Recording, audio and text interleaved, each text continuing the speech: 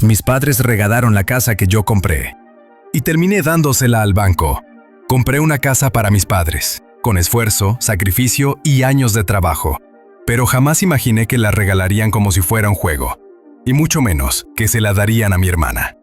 No gritó, no hubo escándalo. Solo dejé de pagar y dejé que el banco hiciera lo que ellos nunca quisieron entender. Parte 1. Llevo años viviendo en otro país, lejos de mi familia. No por falta de amor, sino porque la vida me obligó a buscar oportunidades lejos. Mandé dinero, siempre. Para arreglos, para comidas, para emergencias. Pero el año que mis papás casi pierden la casa de mi infancia por una deuda, me partió el alma. Así que tomé una decisión radical. Pedí un préstamo, firmé una hipoteca a mi nombre y compré una nueva casa para ellos. Más modesta, más lejos del centro, pero suya. O eso creí. No esperaba agradecimientos eternos ni un altar con mi foto. Solo que la cuidaran, que la vivieran y que entendieran que yo la estaba pagando mes con mes, desde mi sueldo, desde otro país, con esfuerzo real. Durante un tiempo fue así, todo marchaba bien. Me mandaban fotos arreglando el jardín, pintando paredes, haciendo vida. Hasta que un día, mi hermana menor, esa que siempre ha sido la consentida, publicó una historia en Instagram celebrando el inicio de su vida independiente. El video mostraba la entrada de la casa, mis padres sonriendo, ella con las llaves en la mano y la frase «Gracias por este regalo tan inesperado». Me paralicé, no entendía nada. Llamé, nadie contestaba, hasta que mi papá me respondió por mensaje, como si me estuviera explicando que habían prestado una licuadora. «Es solo por un tiempo, no te enojes. Se la vamos a prestar mientras se acomoda. Tú tienes tu vida ya, ella necesita empezar». En ese momento supe que para ellos la casa no era un sacrificio, ni una inversión, ni un acto de amor. Era una propiedad sin dueño, un espacio canjeable. Y que todo lo que yo hacía por ellos nunca fue tan valioso como lo que estaban dispuestos a hacer por ella. Parte 2. Después de ese mensaje de mi papá, sentí algo que me quemaba por dentro.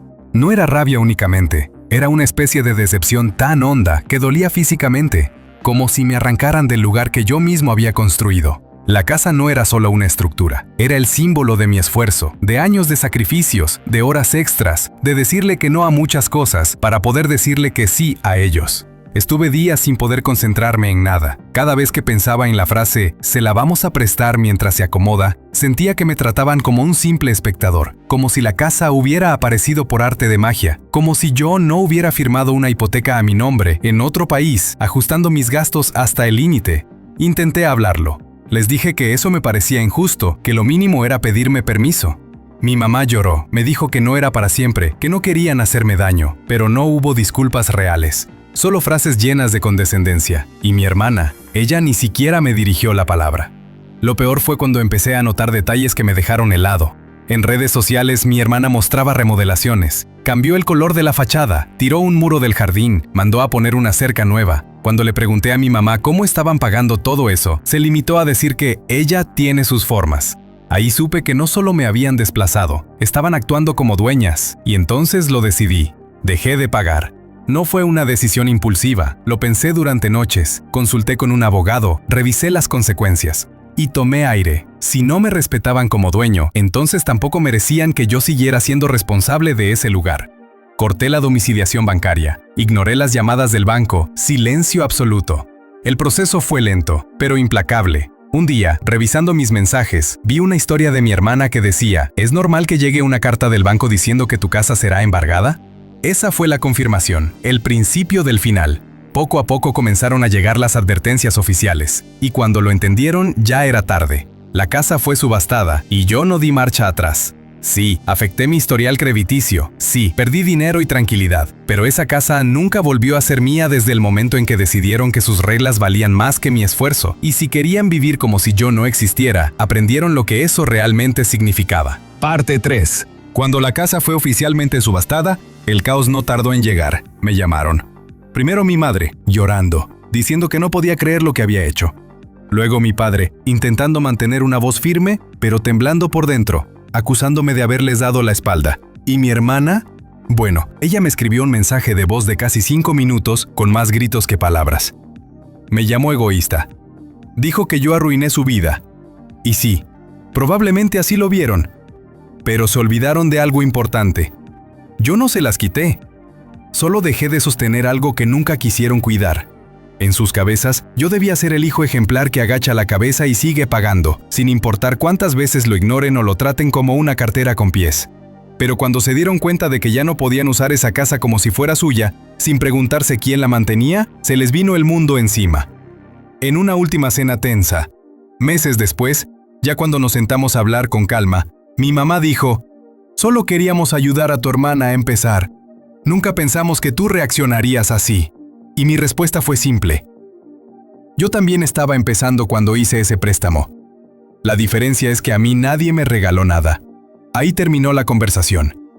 No hubo reconciliación ni abrazos, solo silencio. Desde entonces, nuestra relación nunca volvió a ser la misma.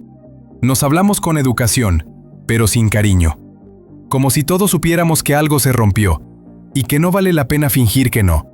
Un año después de la subasta, la casa tiene nuevos dueños. Una pareja mayor, tranquila, que la compró como su retiro soñado.